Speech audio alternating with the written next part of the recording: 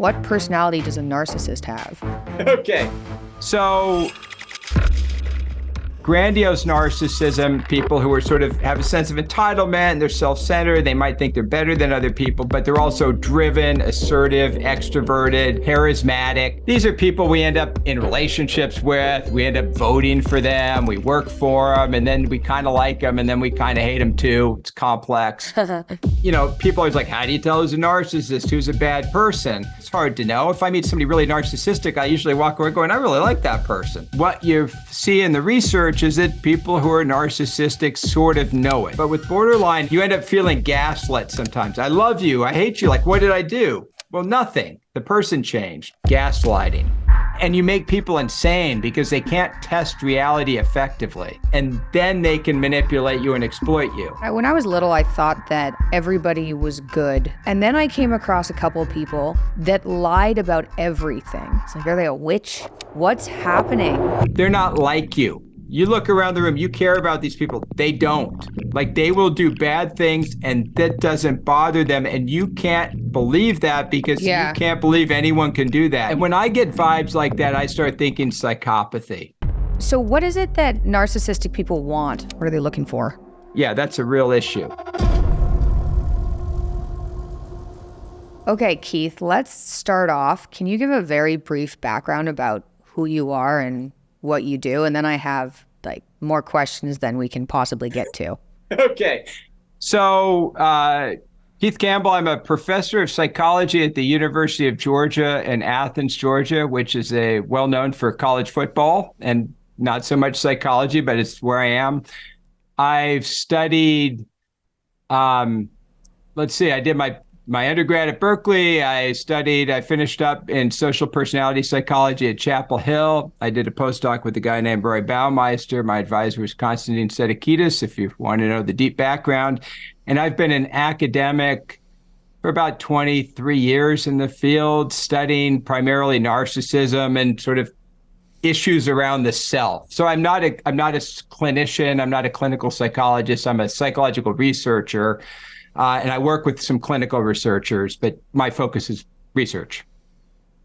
So why did you specialize in narcissism?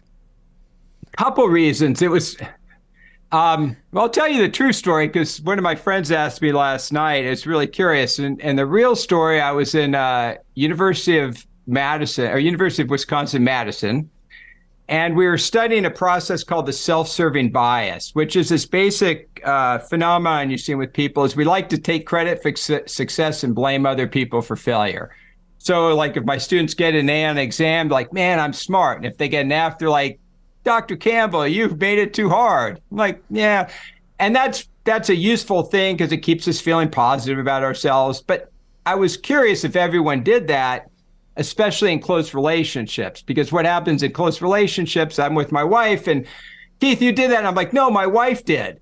I'm like, that's going to mess up my relationship. So what I learned is it's like, Keith, your wife did that. And I'm like, no, I did it. Blame me. Don't blame my wife. So I changed things. So the selfishness, that self-serving bias changes when you get in close relationships because you care about the other person and yourself sort of expands to encompass that individual. And so I was interested in this question. I'm a young grad student. And so we went out to Yield Pancake Shop in Madison with Constantine and Glenn Reeder. And remember Glenn saying, hey, we should look at narcissism with this. And I was kind of a closet Freudian back in the day. And so I was like, narcissism? I love Freud. Let's do it, man. And so that was kind of how it started, was really trying to understand how people differ on this sort of self-enhancement processes, these sort of basic self processes. And then I was always interested in Buddhism and sort of more the spiritual idea of what is the non-self, what is non-attachment, not being ego attached. And I could never figure out how to study that. So it's sort of like I studied the big ego to figure out what egolessness was. Because it's narcissistic. When you watch people who are narcissistic, you can watch them. It's very easy to see the ego. It's like, hey, look at me. And people are like, look at you. And you're like, I feel good. My ego's great. And you see those dynamics because with these big personalities, it's easy to study. And so I thought, well, I'll study ego and narcissist, and that'll help me figure out ego.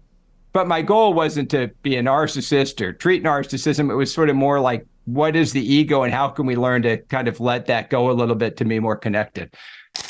Hey, just to step in real quick, I have launched After Party for helping break down acetaldehyde, the toxic byproduct of alcohol. I don't want to take up too much time because this episode was sweet, in my opinion. So just give it a shot. There's a 30-day money-back guarantee if you don't like it. Free shipping in the US. It's pure, third-party tested, high-dose dihydromycin with no fillers. I swear these will make you more productive following drinking. If you do drink, even a little, it's not good for your brain. It's not good for you. These make a massive difference if you are someone who is still going to have the occasional vodka soda like me. They reduce nausea, actual alcohol damage, headaches, and leave you with this nice, calm, chill feeling. It's really impressive. Try them. Let me know what you guys think in the reviews. Check out fullerhealth.com. Code MP for 15% off. Linked in the comments. Enjoy the rest of this episode. So I thought we should start off by, I'm interested in how narcissism is shown in the big 5 personality traits, but I figured you should explain briefly, like, what are the big 5 personality traits before we get into that? Yeah, so this is a great question. So when we do personality science or psychology of personality, we use a couple different models, more than a couple, but there are a lot of very specific models of personality, something like, narcissism or type A personality or thrill seeking or grit. So we talk about these traits. They're also what we call general models of personality. So these are sort of bigger models that are designed to capture the, as much as we can get of the entirety of personality at once. And of those more general models of personality, the one that's over the last 20, 30 years proven to be the most useful is what's called the big 5. Now, there's nothing, God didn't stamp 5 things in our genes. These are things we agree on as academics that work, but 5 seems to work pretty well. And it turns out, if you take all the thousands of personality traits out there, imagine you had 1,000 traits, creative, kind, crazy, caterwauling, cantankerous, charitable, compassionate. Sorry, just trying to think of C words. And you said, hey, let's put them in buckets. And we have 5 big buckets out there. And the ones that are similar, they go in the same bucket. Well, when you start doing that process of throwing things in buckets, you get like 5 big buckets of traits. And those are the big 5. And they're easy to remember because the first letters spell ocean or canoe. So we usually spell ocean because people like oceans. So I'll go through it in that order. So the big 5 traits in the order of ocean would be number 1, which is openness to experience, which has aspects of love of complex ideas and philosophy, but also an appreciation of art, poetry, aesthetics. Conscientiousness, which is a combination of sort of industrious work ethic, self-efficacy, and the ability to get stuff done, along with organization, focus on detail, etc. So it's sort of a detailed oriented, but also industrious individual. Extroversion, which most people know of as this aspect is sociability, likability, but there's also an aspect of extroversion, which is assertiveness, has to do with leadership or dominance. And then agreeableness, which is a combination of sort of compassion, caring, and warmth, but also cooperativeness, sort of following rules, getting along with people, being nice. And then neuroticism. And neuroticism has these components of sort of more anxiety, depression, and also volatility or instability of the self. Neuroticism is what we see with a lot of the disorders like depression or anxiety. So you think about those big 5 traits as sort of a very broad map of personality. But then when you talk about a specific trait like narcissism, you can mix them together in different ways to get these more complex traits, which I can do if you want me to keep going, but I'm chatting a lot. Yeah, no, that was a perfect overview. I love personality. My dad taught me so much about personality when I was a kid, and I think it was so useful in understanding the differences between people. That was a perfect overview. So yeah, what personality does a narcissist have? Yeah. So Here's what happens with narcissism. So the trait of narcissism is sort of made up of these broader traits, or can be described with these big five traits. When we talk about the trait of narcissism, there's two different forms we tend to focus on in the literature. One form, the one most of your audience is thinking about or familiar with, is what we call grandiose narcissism. It's people who are sort of have a sense of entitlement, and they're self-centered. They might think they're better than other people, but they're also driven, assertive, extroverted, charismatic. These are people we end up in relationships with. We end up voting for them. We work for them, and then we kind of like them, and then we kind of hate them too. It's complex. Tony Stark, pick your politician. It's that narcissism. And then there's this more vulnerable form, which has that same kind of core of self-centeredness and entitlement and disagreeableness, but also has a more neuroticism, more self-focus, more concern, more uncertainty, lower self-esteem. So the more vulnerable narcissist presentation is like secretly in their head, like, I'm better than everybody else. But they're kind of, sometimes we say basement narcissist or covert, or playing video games downstairs, yelling at people on the internet because of all my hostility and because no one appreciates my genius. So there are these two different faces of narcissism. The grandiose one we're familiar with, this more vulnerable form, which looks a lot like anxiety and depression, unless you get to know the people clinically, or you maybe see their hostility come out in other ways. So those two forms of narcissism have a little bit different recipe with the big five. So to make grandiose narcissism, what you do is you take this core trait of agreeableness, but it's low agreeableness, or what we might call trait antagonism. So low agreeableness, so people who are disagreeable, and they're extroverted. So they're energized, they're sort of disagreeable extroverts, which is really interesting. So you have somebody who's sort of selfish, not too into caring about people, but really sociable, energetic, likable. So they do really well socially, but they're also kind of mean and they cause problems. So my favorite example of this lately has been the Tiger King, which I sometimes call the Lion King. But I don't know if you saw that show on Netflix with the Tiger King. Yeah, I saw a bit of it, yeah. Okay, so there's pandemic stuff, but there's this guy, and he's like, I'm the Tiger King, and he has all these tigers, and he's probably kind of a bad dude. When you look at the show, and I don't know if he killed any, he's kind of a sketchy guy.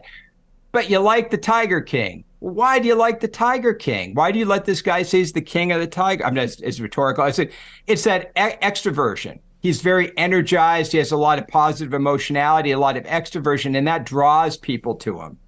So I love the Tiger King, man. He blows stuff up. He's got that great energy. That's that combination is grandiose narcissism. And that's why it can be dangerous, because it's like weaponized antagonism or energized antagonism in the big five sense. Does that make sense? A little bit? Yeah, that does make sense. That's perfect. Are there people who are low in agreeableness? So you call that antagonism, basically high in antagonism. Yeah. But is it always the case that somebody who's low in agreeableness is high in antagonism? Well, we sort of use the word antagonism for the opposite pole. We just use that term, but antagonism itself can have different flavors. So you can have some people that are emotionally callous. They don't feel a lot. You can have some people that are more mean, which is not classically narcissistic. It's more sort of emotionally like, I'm not that invested in warmth. I'm sort of more self-focused. And a lack of humility can be in there. So low agreeableness includes like low humility. So it's capturing like a sense of superiority, callousness, lack of emotional warmth, lack of empathy. All those things go under the trait of antagonism. Okay, that makes sense. Do people who have, oh yeah, I'm assuming like high levels of extroversion, low levels of agreeableness, does that just make you into a narcissist, or are there like societal factors? Does that just make you into a narcissist? Well, there's got to be some of those people that still are what if you're really high in conscientiousness as well? Yeah, Can so that offset it? So sort of the recipe with narcissism, or the primary recipe for grandiose narcissism, is that high extroversion, low agreeableness. I should say for vulnerable narcissism, what you see is you see the low agreeableness, and also, but you see high neuroticism. So sort of a lovely. neurotic disagreeable. That's what vulnerable narcissism is. And that's why people don't really like vulnerable narcissists. Not that they don't like, but they don't like them because they don't have the extroversion. They're sort of insecure and antagonistic. So they can't hide it. And what they look like is they might present themselves as a little more depressive or maybe hostile and depressed. But they don't have the extroversion to really navigate life effectively as well. So you can describe both those aspects of narcissism with the traits, but they're a little more than that. So you might see a little, with grandiose narcissism, you might see a little bit of openness. Conscientious might be a little high. They might report a little elevated, which is weird because you might think low with vulnerable and with psychopaths. And trying to think what else. I don't know what I missed, but I probably missed one in there. Yeah, so you can describe them differently. The other way to think about it is this is sort of the foundational traits underlying these expressions of narcissism, but they get expressed through specific social dynamics. So grandiose narcissism, what you need to do is you need to use the world to boost your ego. Like if I think I'm a 10, but I'm really a 7, how do I go through life feeling I'm a 10? Well, I can dress up really well and I can make myself, so I can groom to make myself into an 8.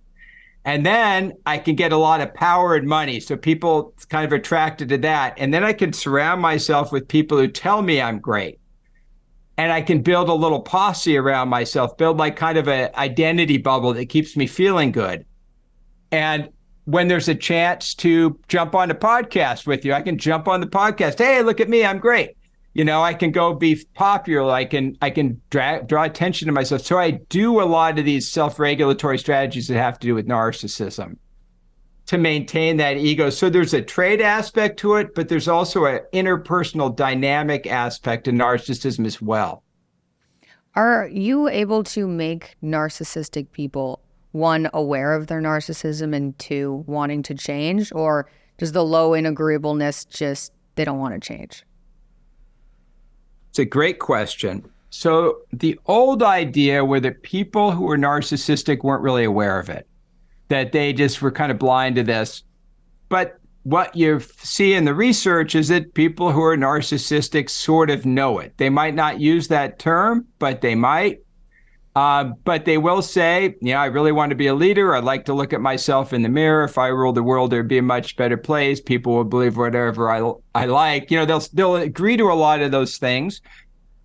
And even when you look at psychopathy with things like, it's better to look out for number 1. People are psychopaths like, yeah, you should look out for number 1. Screw everybody else. You guys are idiots to care about people. So there is some self-awareness with narcissism. They might not see the damage it's doing, but there is some self-awareness, and that's why our self-report measures work. Like that's funny. If people weren't aware of it, they'd be like, I don't know. And we'd have to, instead of using self-report, we'd have to get their friends or peer reports. We'd have to get their parents' reports. We'd have to get their wives or husbands' reports. But instead, we can use self-report because people are kind of aware of it. In terms of change, the challenge with narcissism isn't so much the change, it's the motivation to change, which I think you're kind of getting at. Yeah. Is if you think you're really good, and when you fail, it's usually somebody else's fault because they're always kind of messing with you and no one really sees how brilliant you are. And God darn it, if they did, you'd really be a winner and you'd have your own podcast. You don't want to change. What you want to do is change all those idiots around you who are bringing you down. And maybe if you just had a better looking girlfriend and got a new car, people would really see how great you are. So the change, it's hard to do the change part. And when you get into the clinical, and we're just talking about traits, but when you get into the more clinical aspect of this, the more disordered aspect, this is what you see in psychotherapy, where psychotherapy can work for narcissistic personality disorder, but the challenge is keeping people in therapy. They just drop out very quickly because it's that ego. It's like if you've built up a narrative about how great you are, and therapy involves breaking that, it pushes people away, which is which means if you want to change somebody, you got to go at a different angle, but that's another question. Yeah. My dad's, so I've done, my dad has a personality test online at understandmyself.com that gives you a breakdown of your 5, personality traits and the 10 aspects. And my personality, which he's pointed out many times, I've got like everything set up to be a narcissist except agreeableness, splits into, compassion and politeness. Yeah. And my politeness is at 0. Yeah. But my compassion's at 87. Yeah. So I'm actually not that disagreeable in total, but he's been like, you have to be careful because you're set up to be somebody who likes status and likes power and all these things. But I think one of the things that's helped me maybe mitigate the ego part of that is he also taught you're responsible for everything that happens in your life. Like even those things that you don't really feel responsible for, everything in your life is your responsibility.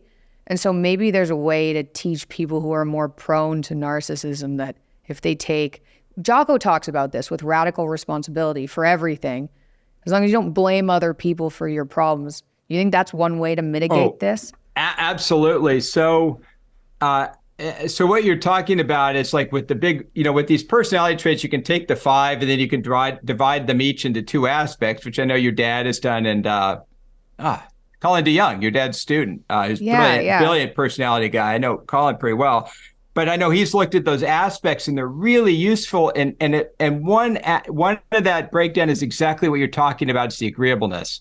So you are like a lot of academics like me, where I'm generally compassionate. I love people. I want people to be loving. Yeah. I don't really listen to authority. Like I have a little bit of a challenge. Like if you tell me what to do, that's a little challenging for me. If you ask me nicely, I'm like, hey, I'm your best friend. But if you tell me what to do, and I don't. Yeah. So that politeness piece, I don't have as much. And that's pretty common with a lot of academics because if your idea is I've got to come up with something new, that means I got to break something old. So if you're in a creative career, you're always breaking stuff and creating stuff, and you got to be comfortable breaking stuff. But also what your dad's saying about relationships as a buffer or compassion as a buffer to narcissism is dead on. That is really why I got into the topic, was how do these close relationships buffer egotism? How do they buffer self-enhancement? And when I talk about this with people like, a lot of parents like, how do I make my kids narcissistic? I'm like, well, I don't know, but I have to give them something. So I say CPR, and because it's memorable, but that's compassion, passion, and responsibility. So the third of those things is you have to practice taking responsibility for everything, especially negative stuff. So when you screw up, you go, yeah, that was me. Screwed this one up. I'll do better next time. And I think as a practice, that keeps your ego out of it. You're not pointing fingers at people. You're just saying, hey, I'm responsible. I'm going to take care of this. And when you do take responsibility for failure, you get a sting. You're like, God, I screwed that one up. That kind of hurt my ego. But by taking responsibility, it shows I'm capable of action. So I'm learning that I have efficacy. I'm learning I have the capability to act. And it also makes people respect me because I'm not one of those people who blames people. I'm somebody who takes responsibility. So it in a weird way, taking responsibility for failure actually helps you become a more successful person and be seen as more successful because you're willing to take that responsibility and go. Yeah. And then obviously the compassion piece is what you were talking about, is that aspect of agreeableness. If you can bring up that compassion and really care about people, your ego is always in check, because I'm not going to do something that hurts my kid. Just never going to happen. And so if you have people like that in your life, a marriage, a relationship, a parent you respect, a child you love, that keeps you grounded, keeps you from going outside the ego lines. And then the third one I add, a little off topic, but it's passion. And it's just one people don't think about, which is like people, if you do things that you love with a lot of passion, you lose your ego because you get involved, you get in a flow state, you get excited. And so it's almost like an egoless state. But afterwards, you kind of feel stronger because you went through it, and people look like you because they love passion. People love to see passion. They love people who are stoked doing what they're doing. So if you just focus on being passionate, you can get a lot of those ego needs met without having the ego in a weird way. So, I like that. Okay. So it's not necessarily a lost cause if you're very extroverted and low in agreeableness if you try to implement this CPR. No, and can you even change? Sorry, can you actually get somebody who's low in compassion to be more compassionate? Don't they just not really care in the first? Really? Okay. Yeah. How do you do that? So, well, personality can change. And what we've found in the last 10, 20 years of research, especially the last 10, is you can really change personality, not huge amounts, but you can move people around. The second thing is when you said lost cause, I would never say that. Personality is a trade-off. All of our traits have pluses and minuses. If I were more of a jerk, I would be rich. My ex-wife in my jerk life, would have half my money, so I might not have as much, but I would have made a lot more money, So these things are trade-offs. And so I wouldn't ever think about it as a lost cause. And in terms of, hey, I want to increase my compassion, well, there's techniques to do. So one of the classic ones people talk about are like loving kindness meditations, which I think come out of some of the Tibetan Buddhist traditions, which is, you start off thinking how much you love your mom. And then you say, and you expand that love once you get to think about how much you love your mom to, maybe your friend, and then maybe from your friend to a stranger, and then maybe from a stranger to somebody you don't really like. Like, I really love that, so you practice feeling love for somebody you don't like, which is a challenge. But I saw the Dalai Lama back in the day talk about his great gratitude to China for destroying Tibet. Said, I'm grateful to the Chinese for destroying Tibet, because if it didn't happen, we wouldn't have moved out. And now Tibetan Buddhism is spread around the world. And I sat there and I thought, he is a better man than I am. I'm still pissed. And it wasn't even my country. So that kind of practice, but a lot of the practices, I think, are literally just being intentional about being a better person. So for myself, I like to get stuff done, and I drive, and I used to get incredibly angry driving because like everybody's an idiot. The world's falling apart. I'm driving like the world's falling apart. Oh my God, I'm an idiot. I'm screaming, I'm yelling, and my heart's just pumping. I'm like, my cardiologist is like, my cardiologist is like buying a new G-Wagon because he's like, dude, he's going to need so many bypasses. I'm going to be just a legend. And I realized this isn't helping me. And I was at yoga one day, and one of my yoga teachers go, well, whenever you're stressed, just say, God wants me to be slow. I'm like, well, that's the dumbest thing I ever heard, but I'll try it because it's whatever I'm doing is not working.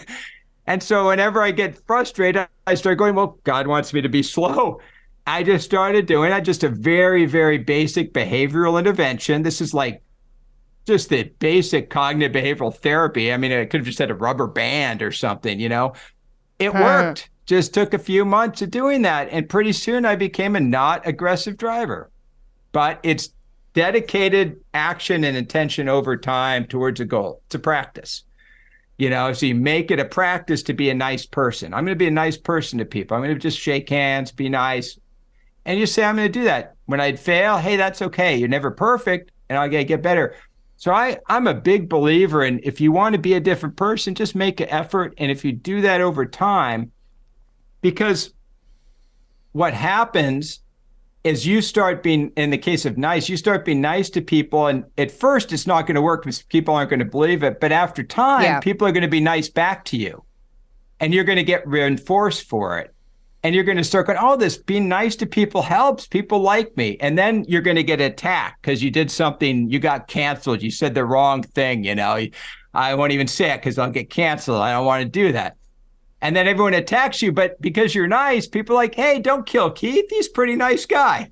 So you go, oh, I'm glad I was nice to people. It didn't seem to do any good, but they didn't want to attack me. Before everyone used to want to attack me. Now they don't like to. They will, but So I'm a big believer in change via just intentional practice over time. I think we can do it. I like that. I think I did something similar. with situations that I like to like control as much as I can. And I think part of that is because I was taught this like radical responsibility. So I was like, okay, well, if I'm responsible for everything, then I should be able to change certain situations. And there are some situations you actually can't change and you're not responsible for, but it's better to just err on the side of you're responsible for everything. And so I started for these situations that were just like, okay, I've tried everything. I can't really change it. I like figured this is only in the last couple of years really let go. And it was the same kind of like God wants me to be slow, but more like, you know, this is just something that's happening and it'll end. And I didn't have to enforce my control on it. And that helped a lot. Like that you're not necessarily in control of everything, even though things are your responsibility. It's like a balancing act, but that helped me. I really like that because I might have a control issue or two myself. And that kind of more Taoist process of just standing back and lets things happen and just not try to go in there and change it and break it, because a lot of times you can't. Yeah. And then sometimes you realize when you're not in there messing with things, they work out by themselves. Yeah, which is, so you kind of trust the process. I never believed that. My mom was much more like hippy dippy. It is what it is. And I was always like, it never is what it is. You can always do something about something bad happening. But then the more I've kind of relaxed on that while taking responsibility for what I can, the more I've realized like sometimes things do work out. You don't meddle around with them, even if it takes a while. I have gotten to that place too, kicking and screaming. And sometimes I think about it in sort of Jungian terms, which is usually not what I work, but it's almost like moving from thinking to intuition, where in the Jungian system, instead of thinking and trying to control and logic, you go up to the intuitive system and you just kind of let the vibes happen and you vibe. Is that, I mean, that kind of makes sense. That's exactly it. Yeah. And I think like taking after my dad, I never took the intuition part or feeling things out without being able to logically explain them. I never took that seriously. I was always like, that's my mom. I don't know what she's doing and I don't understand it at all, but it doesn't seem right. And then I don't know, the last couple of years of like, no, there's something to that. If you are intuitive and you can kind of relax a little bit, sometimes things work out. So that's a bit of a relief. Yeah, I was talking, my sister's a psychotherapist out in the Bay Area, and I was talking to her about this actually today. And she's like, I get these vibes. I said, yeah, I do too sometimes. I said, you know, if you look at a lot of the writing on religious practice or, you know, like I said, Jung's writings on this, it seems like a natural progression that if you learn stuff, you practice, eventually you kind of get this ability to use your intuition effectively. You know, you see it in the Yoga Sutra, they talk about like cities or whatever. You see it in Jung, but I think that if you practice thinking, you realize there's a limit to thinking because you can't really define everything, the variable, like we're living in an incredibly complex world.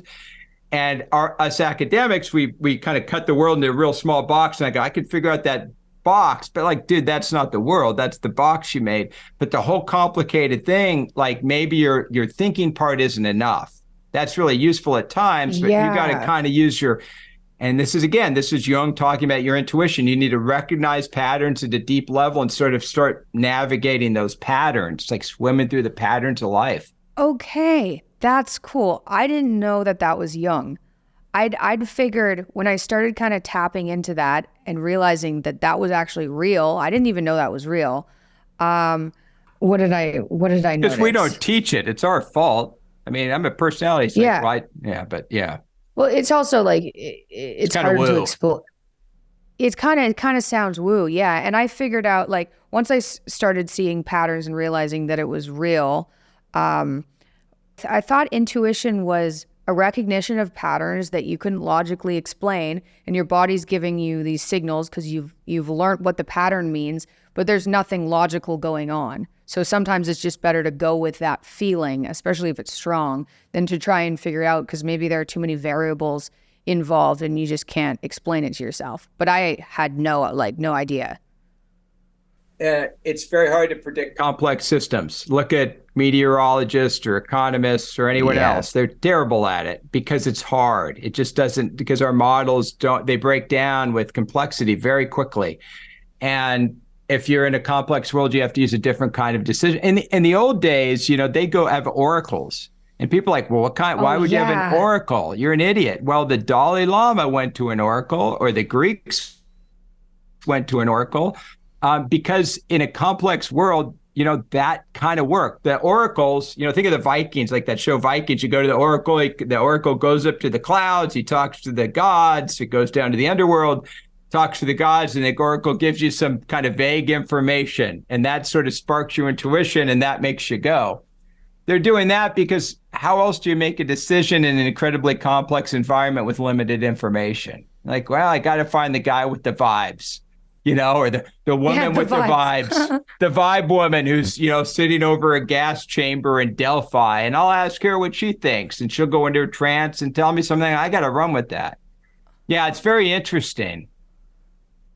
Yeah, it is interesting. It's very interesting.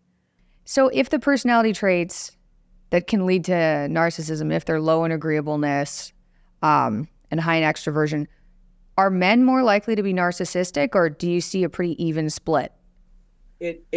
Yes, but it also depends on the form of narcissism. So with grandiose narcissism, with the high extroversion, low agreeableness, you see more men.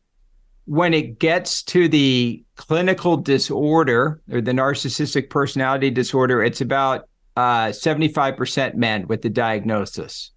Oh. So there's two explanations for that. One is if you get a few more men on average, when you get to the extremes of the distribution, you're going to end up with a lot more men. It also could be that clinicians tend to kind of bucket men as narcissistic, whereas they say a woman with similar traits, they might say, oh, she's borderline, or they might say she's histrionic.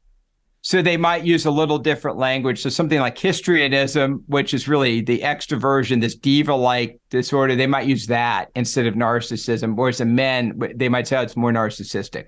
So that could be a reason too. It's hard to know. But with vulnerable narcissism, which has a lot of neuroticism in it, that seems to be equal between men and women. Because on average, women are a little more neurotic than men. Men are a little more antagonistic than women. So you add it up, and with the vulnerable narcissist, you end up with about the same. Okay. Even though we always think, I always think of men with vulnerable narcissism in particular, because I think of some of the school shootings and things. But it's equal. So you mentioned borderline. What's the difference in personality traits? What's the difference between borderline and narcissism? It's a great question, a little complicated.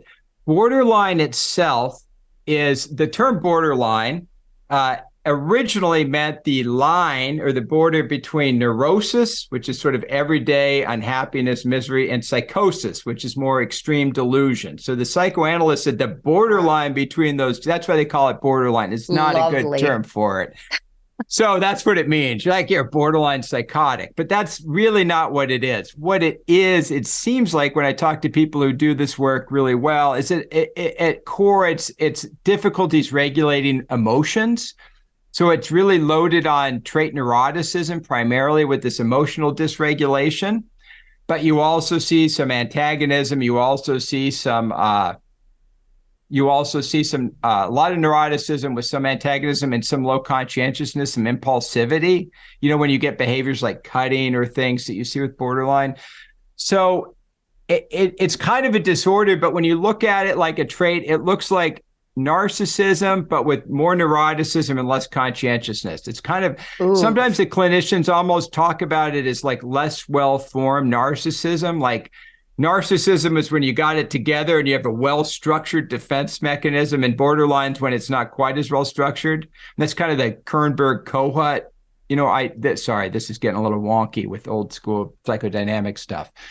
But at a trait level, it's that more neuroticism with borderline, lower conscientiousness, and probably less extroversion. That sounds brutal. Yeah, borderline is a real hard thing because, Yeah, because it's that emotional dysregulation. And I remember working with, like, I'm not a clinician, just want to say that, but when I did work in hospitals and with borderline patients, there's just so much, because people feel when they're out of control emotionally, or sometimes they feel empty inside, they can't connect to anything. They want to feel something. So sometimes they cut themselves, just to feel that pain, which kind of focuses the self, makes them feel real. It's a tough condition. We have some real good treatments for it now, because there's a lot, so there are good, dialectic behavior therapy. There's some other good therapies for it to kind of focus on, but it's a hard one. My dad always said, if you meet somebody borderline, just run. That was it. He had no solutions. He's just like, just avoid that person. It's very hard, because in the movies, sometimes what they'll show to show borderline is what they call split object relations. How do I say that? I love you. No, I hate you. So it's very hard to have an integrate. So we're all kind of good and bad. We've all got the shadow. We're all kind of a mess. I try to be a good person, but I do bad things. I yell at my kids sometimes. I hate myself for it. And then I hate myself for hating myself. Then I double hate myself. And then I'm praying, I'm just a mess. So we all have these challenges, kind of in life, but with borderline, it's just harder to control the emotions. And so I hate to say avoid people like that, but really it's harder to have relationships with somebody who has that emotional dysregulation, because you end up feeling gaslit sometimes. I love you. I hate you. Like, what did I do? Well, nothing. The person changed. So sometimes people say that they definitely say with narcissism, if you were somebody narcissistic, it's my line my dad said to my sister, which is, get a U-Haul, leave a note. That was his suggestion. I put that on a T-shirt. So it's obviously there's people stay in relationships with people with even disorders because they're committed, they have children, they want it to work, they do the hard work of therapy, they bring it back together, it can work out great, but it's a lot of work. Okay, so one more question about, I think, kind of these topics. I've met a few people in my life. When I was little, I thought that everybody was good, and I don't think that anymore. But I thought that everybody I met was kind of the same as me. Not that I'm saying I'm like good necessarily, but I just put my personality on everybody I met until I was about 23. And then I came across a couple of people. I think I've come across 4 people now that lied about everything. And I mean, like, very weird way. They'd even recounting what happened, it wouldn't be quite true. So whatever reality they were living in just wasn't real, in my opinion. And it was everything. And it made it very difficult. Like, vibes were way off. If we're talking about vibes were way off. Very like dangerous feeling situation. Have you ever come across people that just twist everything a little bit? And what is that about? Well, yes. What you said before was exactly right on. So there was a psychiatrist last name Masterson in Manhattan back in the day, he was the narcissism legend. And when he used to talk about it with people, he'd say, look, because people who are narcissistic just don't care. I mean, this is at the extremes, okay? This sort of at the extreme level. They're not like you. You look around the room, you care about these people. They don't. Like, they will do bad things and that doesn't bother them. And you can't believe that because you can't believe anyone can do that. And I get snookered by narcissists all the time because I'm like, I can't believe you do. I can believe you'd show off, get attention. But when people do the evil stuff or the massive deception or dishonesty, which has this little psychopathy feel to it, you go, why are you doing that? Like, I don't even see the upside to it. You got some skills. You don't even need to. This is insane. Yes, there are people like that. You look at some cult leaders. There's a cult, the NVIXM cult. Oh, yeah. Remember that? Where they branded the celebrities and it was anyway. I talked to one of the guys in that cult and he was telling me the same thing you just said about the cult leader, like bad guy. heard about other people, you think they're good guys, just bad guys. So yeah, that's a real issue. The term we use in the narcissism world, not in the world, but it kind of came up as gaslighting. So you end up with these people and you feel like they're distorting reality all the time and it makes you feel uncomfortable. And so the term people will use is, hey, you're gaslighting me. And that, I mean, if people aren't familiar with it, it's a weird word because it comes from an old movie, which I think was a play before that, where a husband was trying to mess with his wife, make her think she's going crazy. So he'd like change put the gas lights down. She's like, the gas lights are down. He'd go like, no, they're not, honey. Are you going crazy? And they turn it back up. And she's like, they're messing with me. Like, oh, you must be, so there's noises in the attic. I don't hear anything. And his friend's up there pounding the door. I just made that one up. And you make people insane because they can't test reality effectively. So people, when they feel detached from reality, they start to freak out very fast. Yeah. Because we're always dialed in. And when that reality connection breaks, that reality testing breaks, it can make you very uncomfortable. And they do that. They're kind of doing that to break your hold on reality. And then you can't control yourself. And then they can manipulate you and exploit you. So I'm a cult leader. I'm like, I could start a cult, right? I'm a extroverted guy and I seem confident. So I could start a cult, no problem. I get people to come in. I'm nice at first. And then what I do in a cult is I start gaslighting them. And then I start cutting them off from their old friends and family. Because if I'm gaslighting them, they go back to their friend and the friend's like, dude, Keith, the cult leader's a jerk. He's lying to you. So I'm the cult leader. I'm like, no, you got to stay with me. You got to hang out with the cult. And then the cult all talk to each other and they take that gaslit narrative. And because they all agree on it, it turns from gaslighting into reality. Ooh. Because reality becomes socially constructed, right? So then you have everybody in the cult believing this gaslit reality. And then if somebody outside comes to threaten them, they will all attack that person. Right? Because they're defending their belief systems. Well, I'm getting off base here, but what the heck? You guys are smart. You've got a smart audience. So when psychologists started looking at something like this back in the day, a psychologist at Stanford who was interested in self-processes named Leon Festinger wrote a book called When Prophecy Fails. And maybe people are familiar with this, but he wanted to study cults. This was back in the 50s, 60s, and they weren't worried about the cult leaders killing you or anything. That people were nice. He sent a student up to a cult near Chicago. I think it was like Marion something. I always think it's like Mare from the Planet Claire, like the B-52 song that was before you were born. And the cult predicted the end of the world. Everyone in the cult thought the world was going to end on a certain day. Cult leader said it would. World didn't end. Everyone in the cult's like mad. And the cult leader goes and prays and comes back and said, hey, good news, guys. I skipped a couple chapters, but good news, guys. The world didn't end because God was so impressed with you that he decided to spare the world. You're like the new Noahs. And then people started believing that. They're like, yeah, that story's good. This is the root of cognitive dissonance. The dissonance would be, I gave myself up for a cult. I'm an idiot. But the new story is, I'm the smartest person ever. I gave myself up to a cult and saved the world. And then those people started proselytizing. So meaning they started going out and telling other people, hey, join our cult. We just saved the world. So they started recruiting people into it. So this gaslighting at this extreme level seems like it wouldn't work, but if you can control people enough and get 3 people to believe the gaslit story, it can become something like a cult and become self-reinforcing.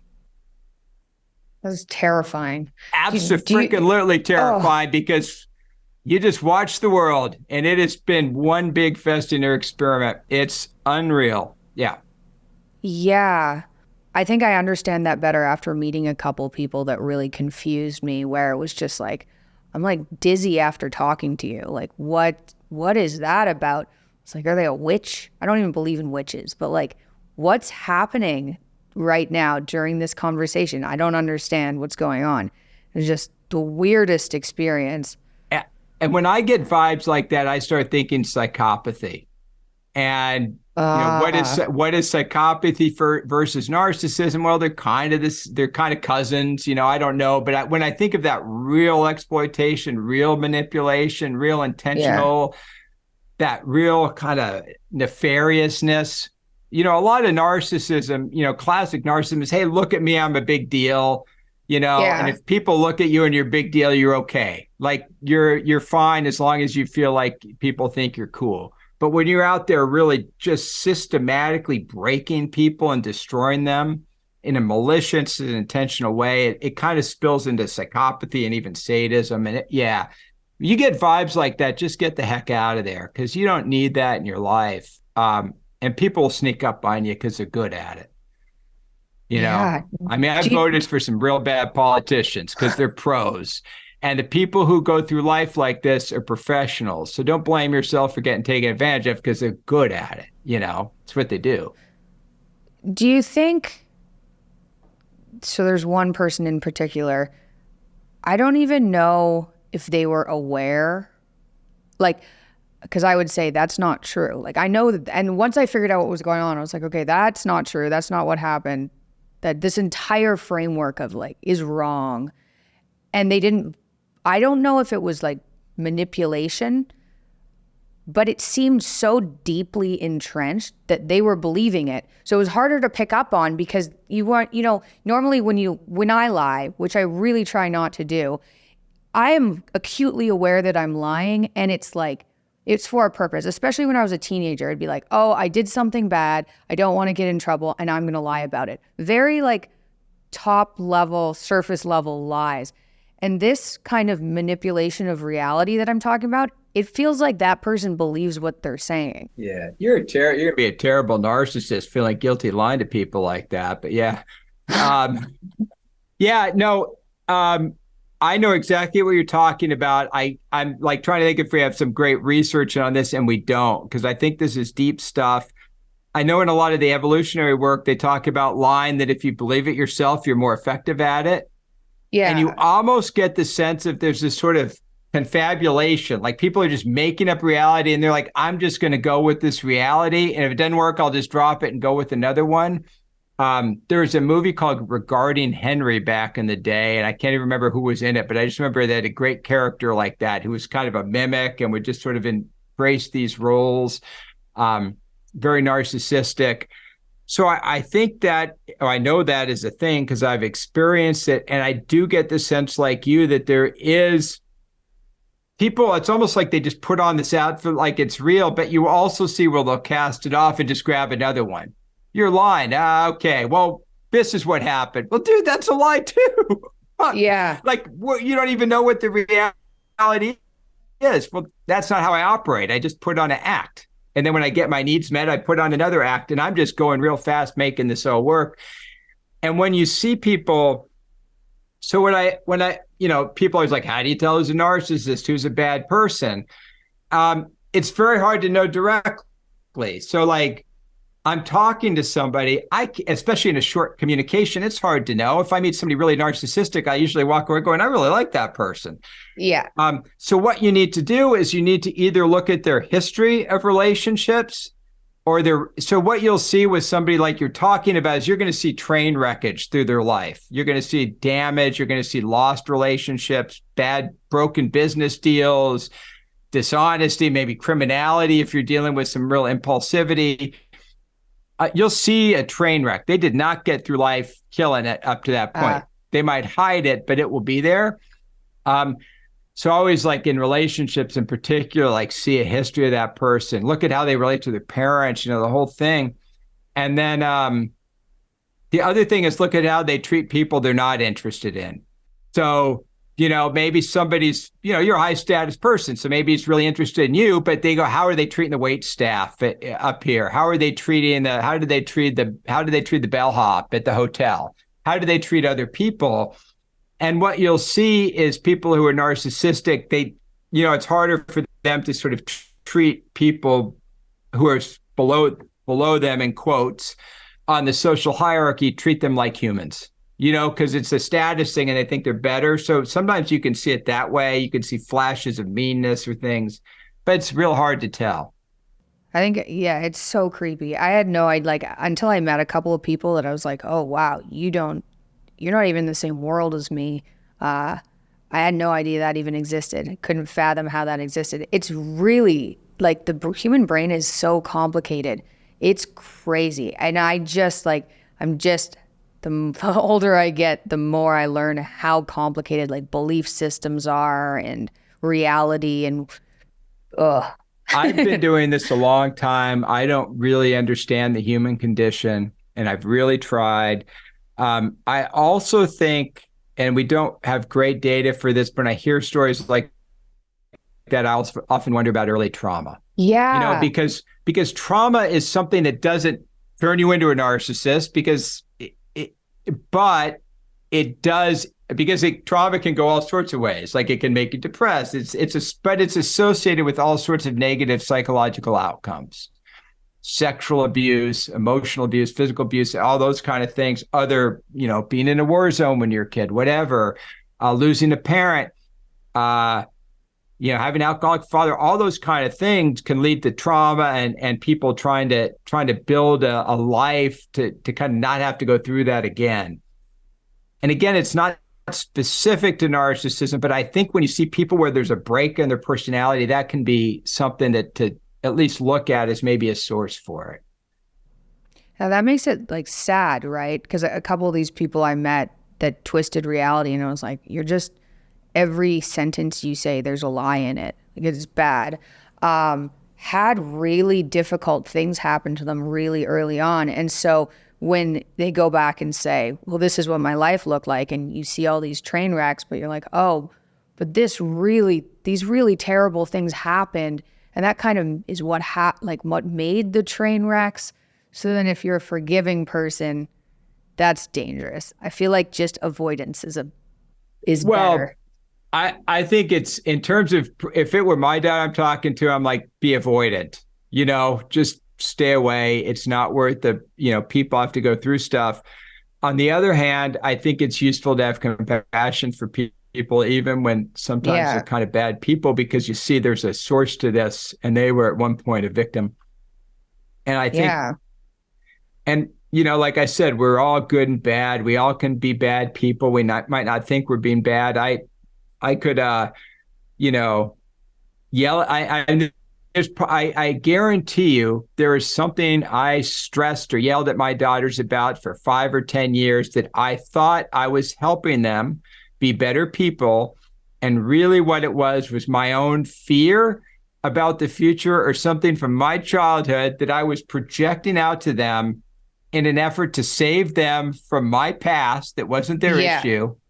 And I was doing it out of what I thought was love, but it was really out of fear. I don't know what this is because because if I discovered I'm not doing it, I guarantee I did that. And I don't think that's uncommon, because the more I learn about myself and my own kind of issues, the more I realize my best stance with my kids is just to be loving.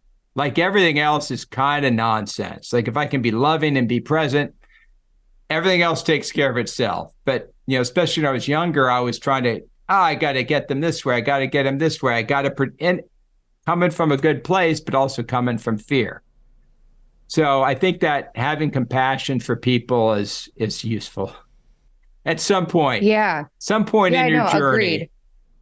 And I think Dad taught me that too, is you're going to get screwed over by people. People are going to do terrible things to you. And that can't warp your view of people.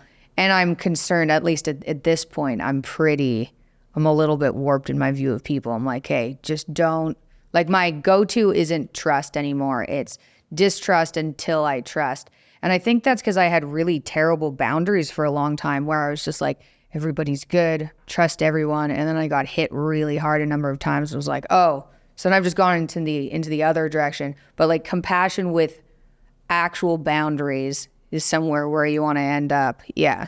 I don't give advice, but except to my kids, and even then I'm tenuous about it. But one thing to consider in relationships is to go slow.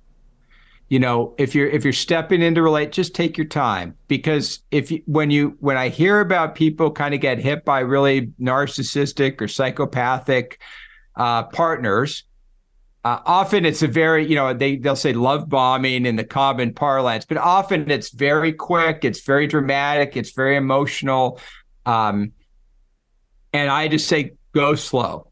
Just go slow and get to know the person well, and that's hard to do with high energy narcissistic people sometimes. So yeah, don't trust, trust but verify, or, don't trust until it's earned, I think is really smart, especially in this modern world where we're running into people we've never known that we meet online. We're like, cool. I like everybody. Yeah. And there's always sharks in the dolphin pod. I don't know what kind of metaphor that was. I was just trying to make a metaphor. Sharks in the dolphin pod. That might be my pod. I never had a podcast, but if I did, it might be called Sharks in the Dolphin Pod. You know what? That's great. I could stand behind that. I've got a whole bunch of questions we didn't get to because we went off on so many tangents, but the tangents were better than the questions, so it's fine. Responsibility for that, Mikhaila. It's 100% me. No, you don't get full responsibility for that. Yeah,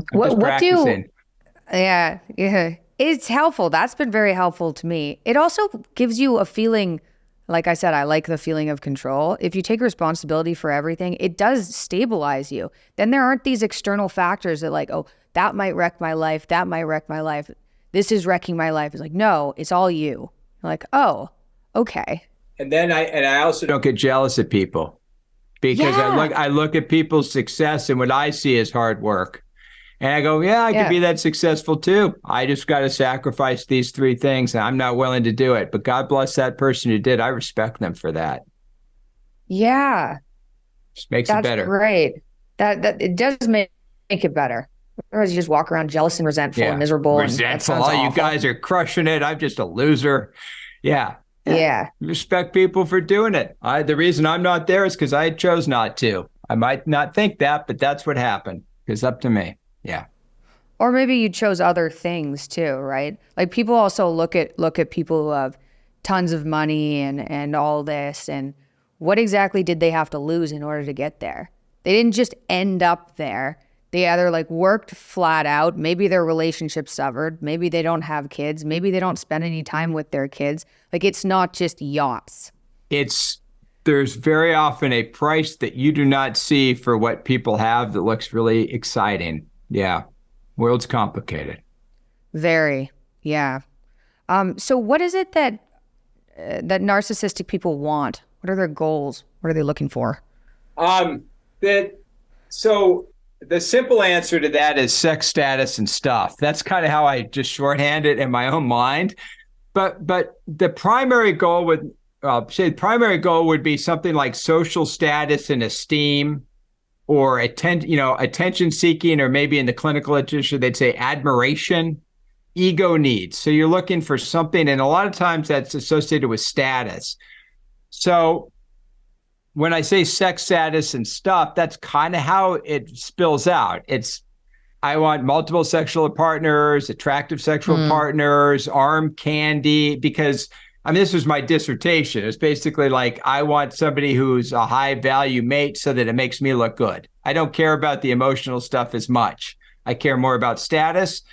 And then with status, it's going to be, I want to be a leader. I want to be a celebrity. So people who want to be celebrities or want to be leaders, public speakers, tend to be more narcissistic.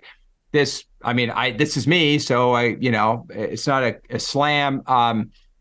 You do research on church. They did a study on churches in Canada, and more narcissistic pastors or priests had larger congregations.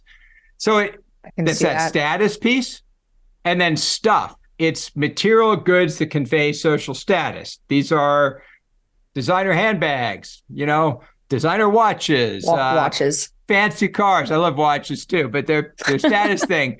And, fancy car. I'm looking at my minivan out there, which is sort of an anti-status minivan. So people will buy material goods. Once they own those kind of become part of yourself. We call it the material self. And then you can get ego needs met. Hey, Keith, I love your new car. I'm awesome. So that's kind of how they do it. They're regulating for status via, and what's creepy about that, since that's where we're going, is because the goal is ego, you can swap those things out, meaning I could trade a new girlfriend for a new Porsche and they do the same thing for me. They're substitutable. Right? Like if somebody, like I have a great girlfriend and somebody's like, dude, I'll trade you her for a Porsche. And you're like, does the fin go up when I hit 70? And like, yeah, one of those. I'm like, dude, I'll trade. How does that make you feel to be in a relationship with somebody like that? What the hell? I'm a product? I thought I was a person. You mean I'm a good that makes you feel good?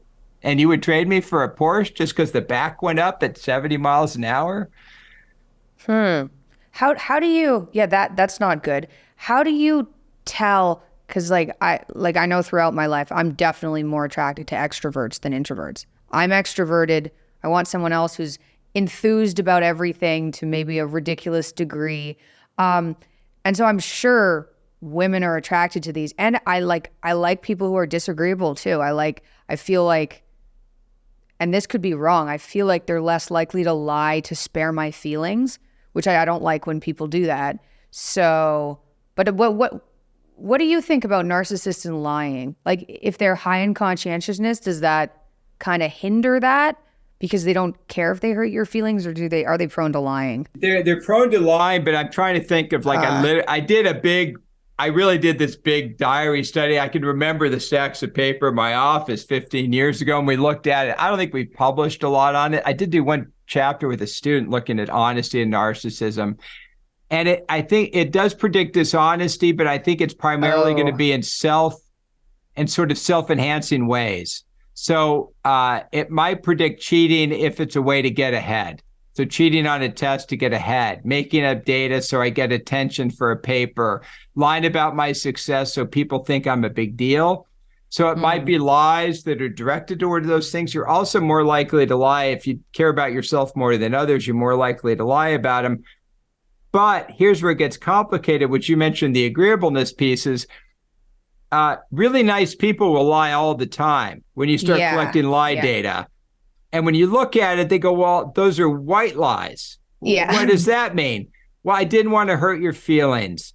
So, Mikhaila, when I told you all that stuff, when you said, I really want to know how my talk went, and I said it was great, even though it wasn't, I just didn't want to hurt your feelings. And you're like, I love you, and so I wanted you to hurt my feelings, so my feelings didn't get hurt in front of the live audience. Yeah.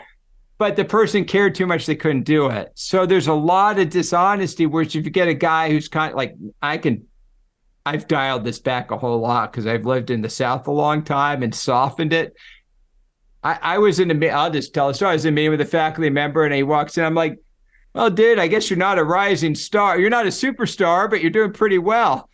And I thought I was just being honest. Oh my God. He was telling people about it 5 years later. I'm like, oh my God, never doing that again with the millennials, And so that's funny. But it was, and I felt really bad because that's terrible leadership. I was just kind of being myself. I should have kind of pumped him up and said, you're crushing it. You're doing great. Here's what I think would make you a superstar. And I could have framed it like, you're almost there. But I was like, well, you're not a superstar. And I was thinking, well, but here's how we get there. My point is that when you say I look for people who are kind of jerks and extroverted because they'll tell me the truth, you're probably right because they probably will sometimes, but they'll also probably manipulate you too because that's if they're more narcissistic. Perfect. So what you're saying is like, you're saying I'm selecting for a kind of a cross section of traits, and in that cross section of people with those traits are going to be a lot more narcissism than the average population. It's like saying, hey, where do you want to meet somebody? At a nightclub or a bar? Or do you want to meet them, at a, I don't know, emoji conference or something? I don't know what the introverts do. And you go, I like meeting people at bars. They're going to be great. That's give me more narcissism. That's just how it is because you're selecting and you're just getting more in that sample. but I get it because, you like what you like. You want somebody with some energy, but also who's loving. So narcissism isn't all bad. It's like I was saying, if you think about it, big five, high extroversion, high agency, high assertiveness, plus low agreeableness. Well, if you took that person, the extroversion side's really good. That's what you fell in love with, to tell you the truth. That's what you liked initially. And the agreeableness, you go, man, if they were just nice, it would be perfect. If they were really extrovert, but also a little nicer. So half of narcissism's attractive and the other half is not attractive. And so we end up with these they use a lot of narcissistic characters in movies, and there's this one, Doctor Strange. Have you ever seen that movie? He's like a Marvel character. Yeah. Inappropriately young. My dad bought that's Kubrick, right? Oh, I was thinking, no, that's Doctor Strange Love. Of course your dad did that, because that's actually actual literary content with Slim Pickens driving, going yeehaw on the bomb out of that. It was deep parody and Peter Sellers. No, this is garbage modern entertainment for the children. Okay. And so it's a Marvel character who's Doctor Strange. Of course, Doctor Strange. He's like a surgeon, right? Yeah. So he's a classic super narcissistic character. That's his whole character. He's narcissistic. He's a surgeon. His hands break, so he can't do his surgery. And because his entire value is wrapped around being a great surgeon, he's lost. And he can't just say, dude, I'm going to start writing books and be a teacher and all my friends. He can't do that because it's all ego. And then that's what breaks him. And then he goes to that spiritual transformation. But he's a classic narcissist. I mean, freaking surgeon. Like, what's more narcissistic that you think of than a surgeon? And by the way, there's a reason surgeons are narcissistic, because they kill people. I mean, like, I had a buddy who's a neurosurgeon. He goes, you kill people. He goes, you don't think about it, but when it's a high-risk surgery, people will die on your operating table. Very rarely. But if you care so much, that's going to ruin your career. You can't be a surgeon. So you got to be a little callous to do the job, man, because you got the next patient. You do it 100%. You work as hard as you can. You feel terrible, but only for a night. And the next day you feel good. What are the main professions of people who are narcissistic? That's a really good question. So if you imagine you're somebody who's narcissistic, so grandiose, I want positive attention and status from people. What I like is people looking up at me and thinking I'm a big deal. Well, where can I get that? Podcaster. I will talk about podcasters in a minute if you want, because I think it's a little more complicated. But yeah, entertainment. I want to be famous, because if I'm famous, then people say, hey, Keith, I saw you on the Peterson show. You're famous. I go, oh, I love being famous. Thanks. Or I will be a leader. So I will become a leader of a company, the leader in the military, a leader of a church, because leadership is a way I can get status. So I'll try to be a politician. I'll try to do something where I get status. So entertainer, status seeker, I'll try to get power over people. So I'll try to find some opportunity to control people. So at least I have that kind of deep power. That's probably politics, law, maybe. And another place you see it is in the medical field. Again, you see it in surgeons. So there's a big study out of the UK, and British narcissism is lower than in the US in general. But the higher narcissism scores were with the surgeons versus like general practitioners. Yeah. Makes sense. Fighter pilots versus ground crew. The original astronauts, the Chuck Yeager, the Buzz Aldrin, those guys were kind of narcissistic. That was their profile. Risk takers. Like I say, and the original astronauts were narcissistic. The new astronauts, I would say, are Canadian. They're very nice. And the reason for that is because there's 6 of them in a tube together and floating around the world. If you put 6 narcissists, if you put Chuck and Buzz and all those guys in a tube, they'd start breaking stuff. They'd be like, this mission is ours. They'd fight over leadership. Then one of them would be like, we're going to Mars. Screw those idiots on Earth. They're problems. These mavericks are problems. So you find narcissists trying to get attention where they can, trying to get places they can get status, esteem, etc.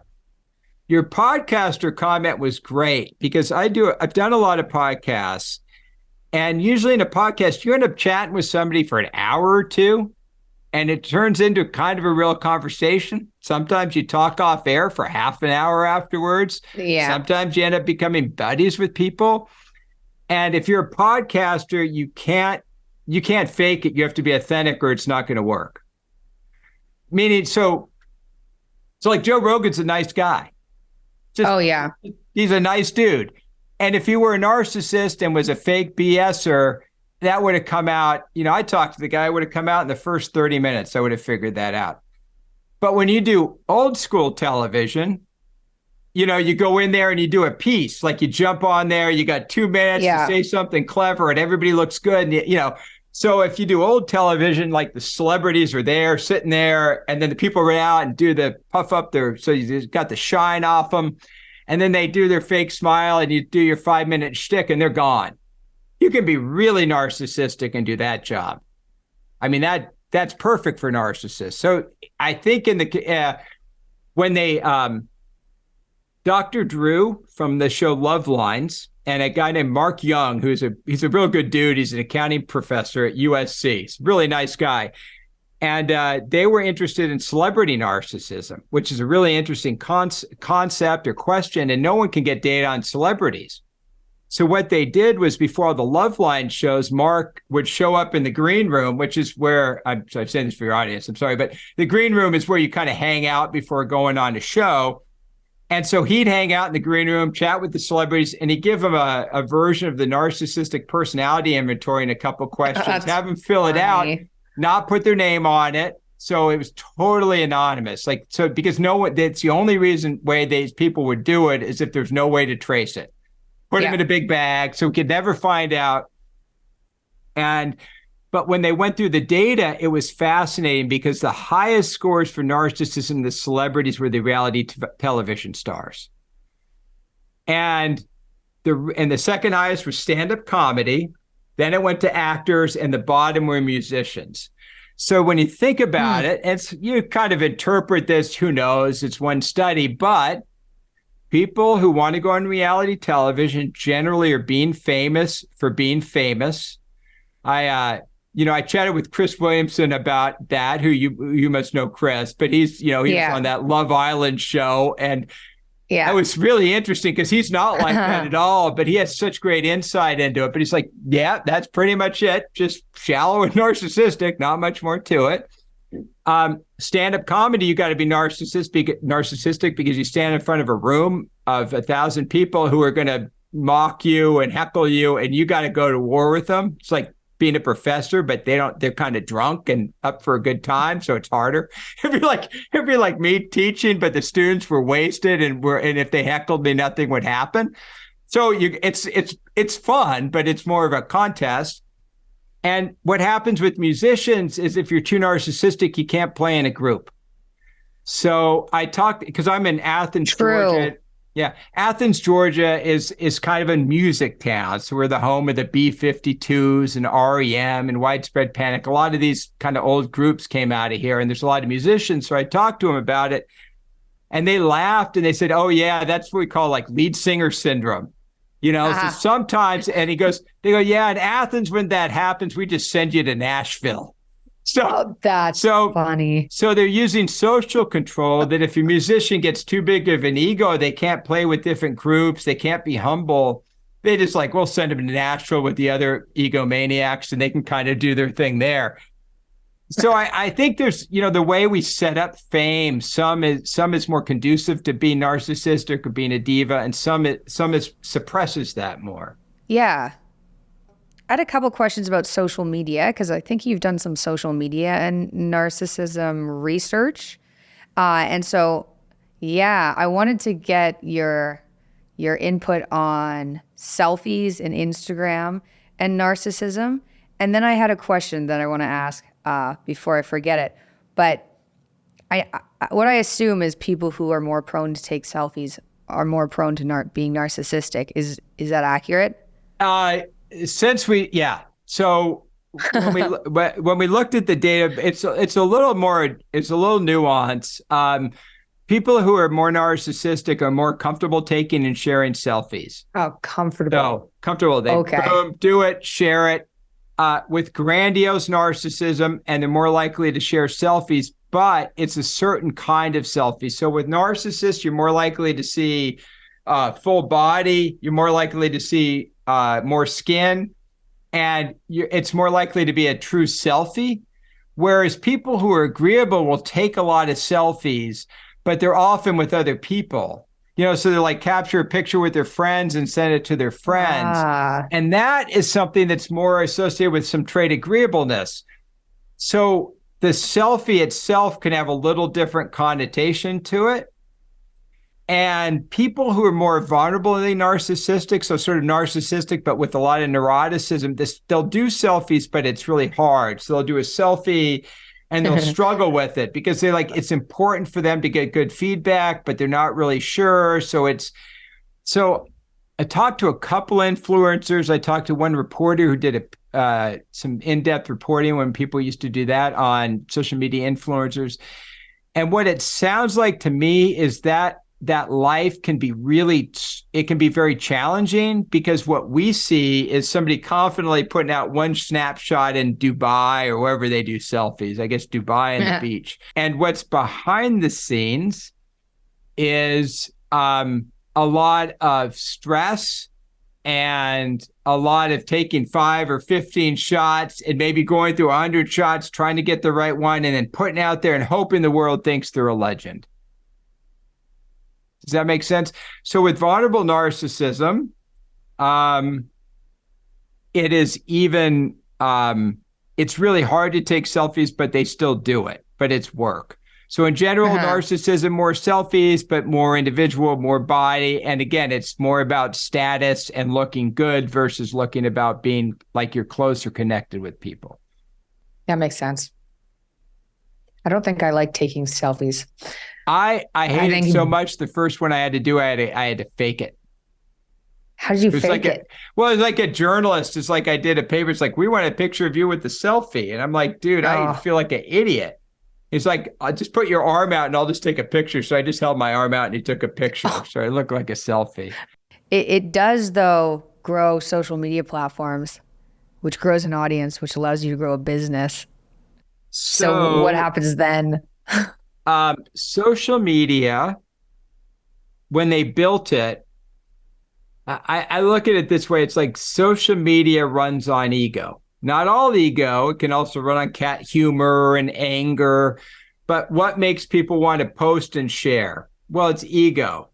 That's a big part of the network. So the people who have more followers online are more narcissistic.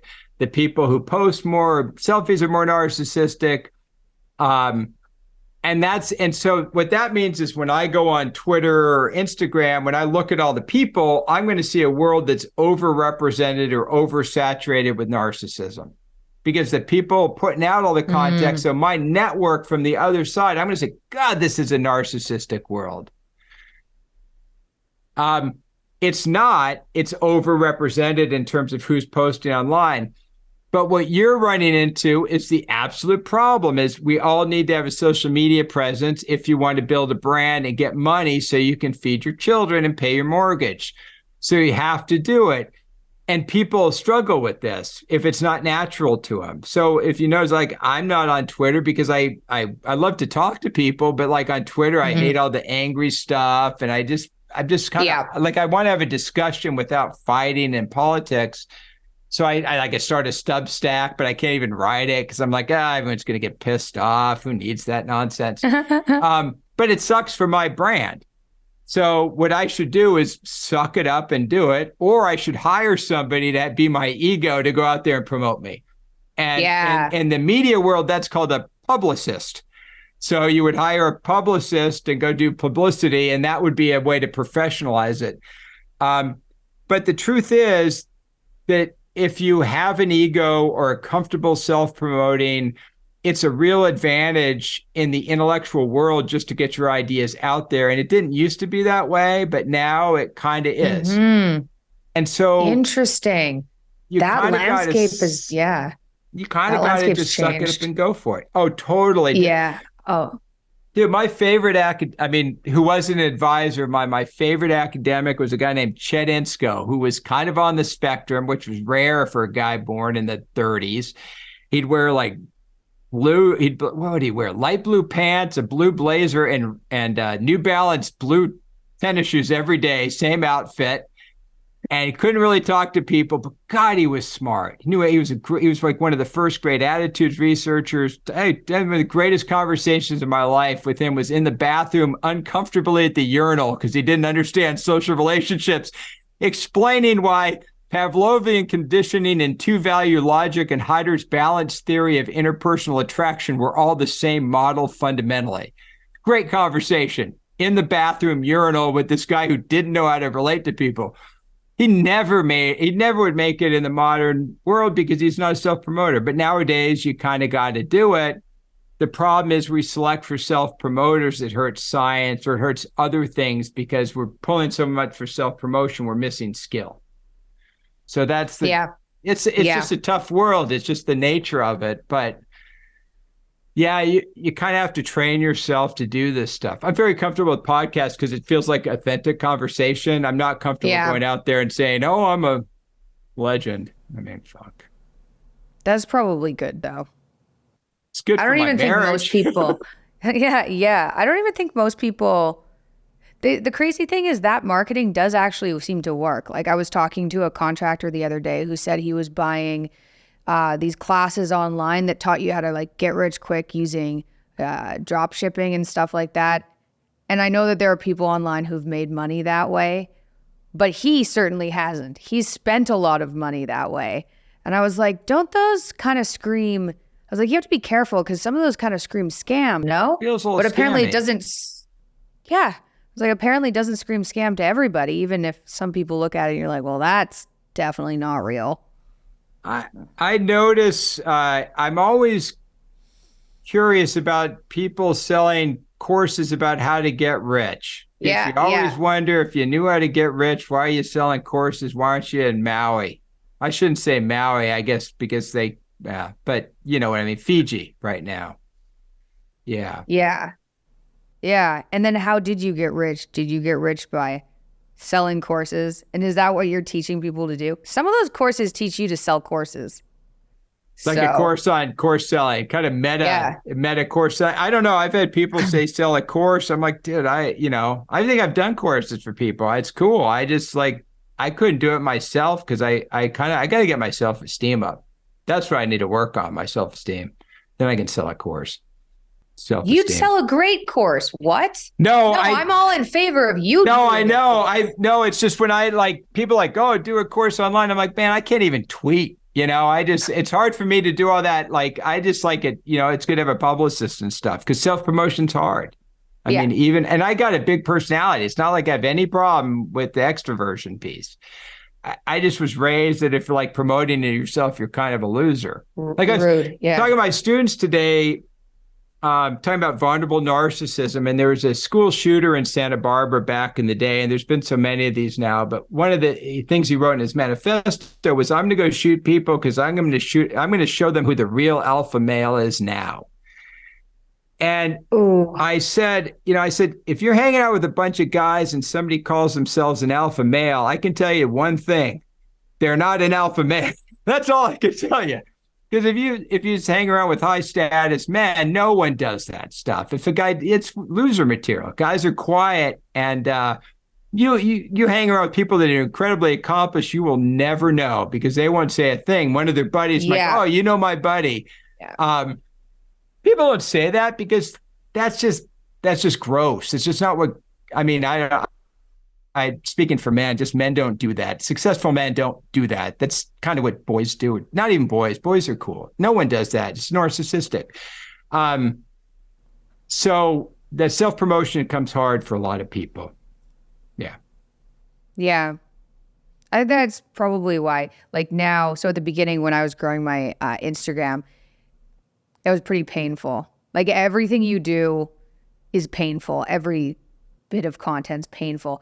And so the more I did it, the less painful it got because I was like, oh, well, the repercussions to posting something I don't think is perfect aren't that high. No one really cares as much as you care.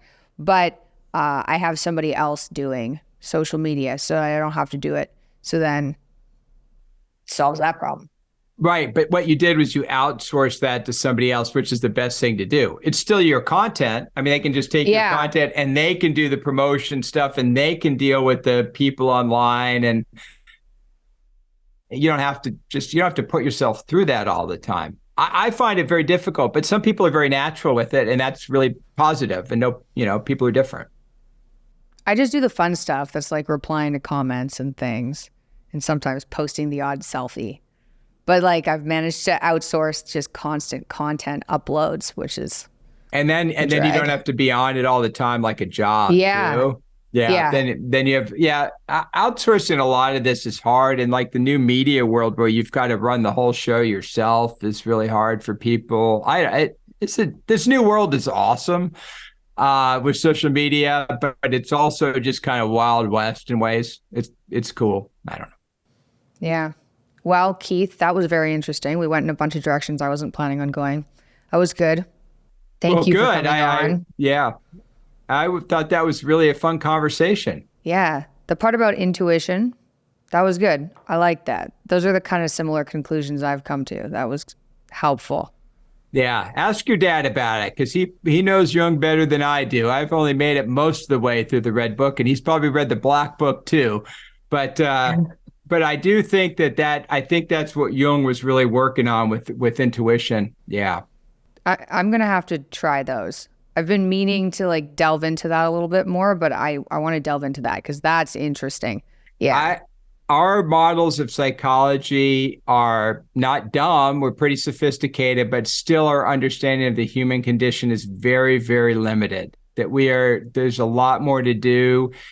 And we're a very young science. And I think sometimes people think, well, if you haven't studied it, it's not real. It's like, no, we haven't got to it. And the feds aren't, there's not a lot of federal grant money to study intuition and vibes. So it's not like it's a big rush. So, I think there's a lot of interesting things we're going to see over the years come out. Yeah. Yeah. If people do want to find you online, is there a website or anywhere people can go? I have wkeithcampbell.com. That needs to be updated, but I haven't found a person yet. And I'm on Twitter sometimes at wkeithcampbell.